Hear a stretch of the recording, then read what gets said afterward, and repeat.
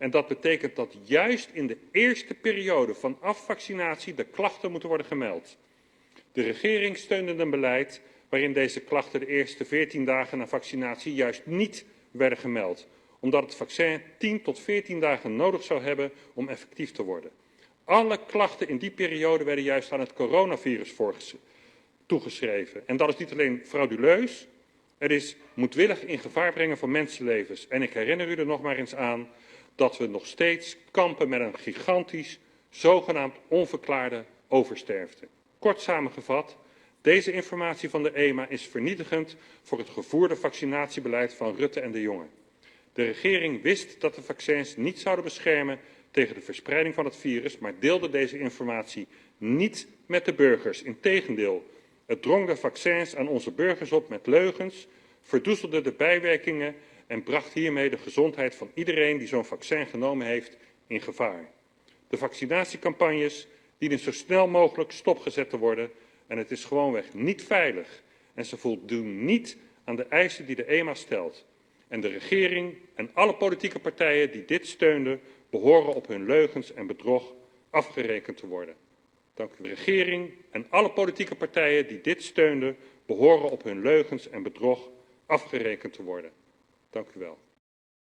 Das heißt, wir machen Menschenexperimente, ohne über die Sicherheit des Produktes Bescheid zu wissen. In einem Land, was uns vor 3 Wochen oder 4 Wochen über eine öffentliche Ausschreibung bekannt gemacht hat, dass dort Computer und Server neu angeschafft werden müssen, um der Höhe und der Schwere der Nebenwirkungen, die zu erwarten sind durch eine solche mRNA-Impfung, Herr zu werden. Es ist schon klar, dass die Behörden sehr wohl wissen, und ich habe Herrn Bass jetzt leider nicht verfolgen können, ich schätze ihn sehr, aber die Behörden wissen sehr wohl, was da auf sie zukommt, und trotzdem lassen sie es zu. Die Behörden wissen sehr wohl, was da auf sie zukommt, und trotzdem lassen sie es zu. Und am 1.12.1549 geht über Swissinfo, über den Ticker, dass die Swissmedic, ich zitiere mal nur den einen Satz, the regulator said, also Swissmedic said, important data on safety, efficacy and quality are still missing. Und das ist für mich eine ganz klare und gute Aussage gegen die eigene Regierung. Also Respekt, absolut Respekt, dass hier eine Zulassungsbehörde, die unabhängig agiert von Europa, sagt, liebe Leute, was hier an Sicherheitsdaten, an Wirksamkeits- und Qualitätsdaten vorliegt, ist so gut wie nichts. Sur la vaccination, elle est sûre, elle est de très haute qualité. Somebody lied, and I want to know who. Since I do not consider you to be stupid, you must have known that your vaccine is basically worthless at best, potentially harmful at worst. So my question is, did you lie to the EU Commission and governments around the world so they would spend billions and billions of taxpayers' money? Who lied? Just answer me that question. Dass sie no data available yet mir schreiben. Und das schreibt ein Senior Medical Director, der verantwortlich ist für die sämtliche Klinik, die bei Pfizer durchgeführt wird. Und das ist für mich so ein Beleg, dass auf der einen Seite das Schweigen bedeutet, wir haben nichts. Und auf der anderen Seite tatsächlich so. Letztendlich an all die Daten, die päckchenweise über die letzten Wochen bei uns eingereicht wurden, zur Wirksamkeit, Sicherheit und auch zur Qualität so überzeugend, dass wir eine befristete Zulassung aussprechen konnten. Who lied? Just answer me that question, please. And let me just finish by saying that I do believe that today there is enough data that that we can look. Répondez à cette question. All due respect, it's an important issue, and the reason why they are here is to answer questions. Yes. And I see that they are all avoiding answering concrete questions from my colleagues.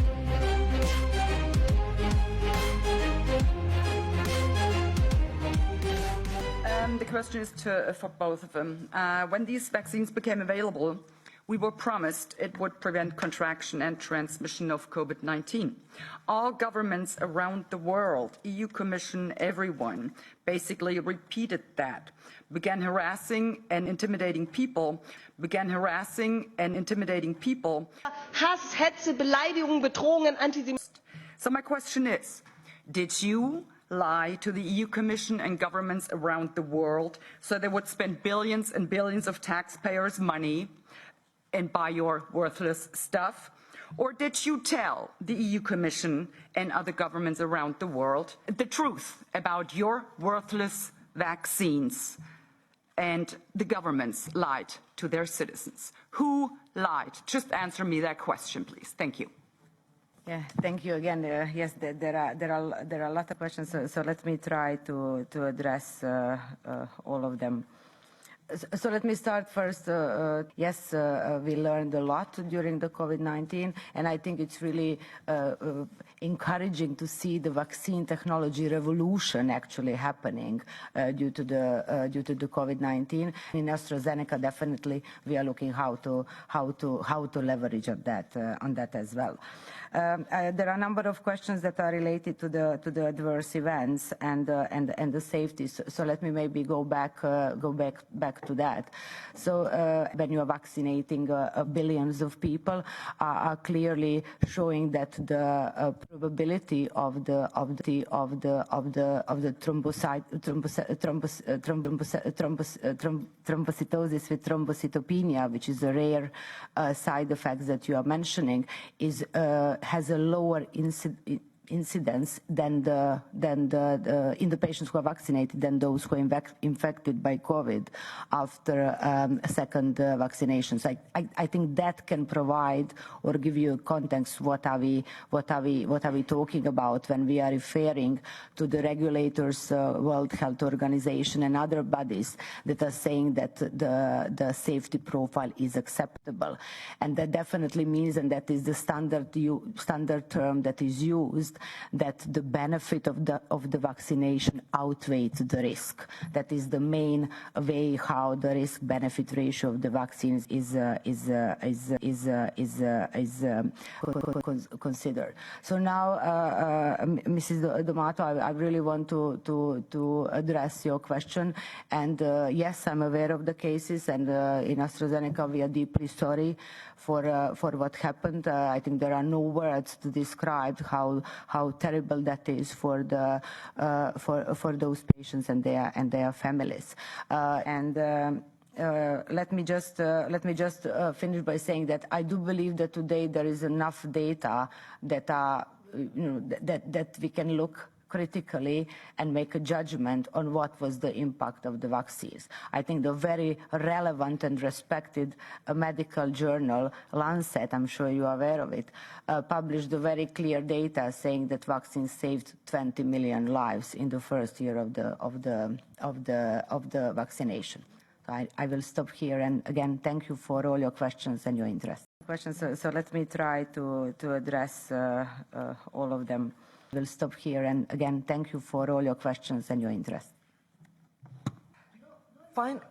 I'm sorry, but de base de transmission. Sur la transmission, vous répondez pas à la question. Est-ce que les vaccins transmettent le virus? À combien? Ou est-ce qu'ils ne transmettent pas? Répondez à cette question. 30 seconds, and then I go to...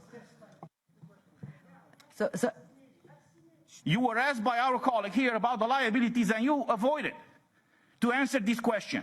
So my question to you is, why are you pushing the liabilities on the states and on the people who receive these vaccines and might have, and I say might have, adverse effects, while you get all the profits? Nevertheless, the bivalent boosters, this is the last question. Yeah, but you just stated here that these boosters were requested by the US government, who also approved the boosters without trials on humans. So I'm asking you, do you think this is fair? Do you think we can go and ask the European citizens to be vaccinated with some medical products that were not properly tested or not at all tested? Dans ce cadre, vous rappelez aussi que les produits qui sont mis sur le marché dans notre pays ont suivi le parcours normal pour ce type de produits. I'm asking you, do you think this is fair? Do you think we can go and ask the European citizens to be vaccinated with some medical products that were not properly tested or not at all tested?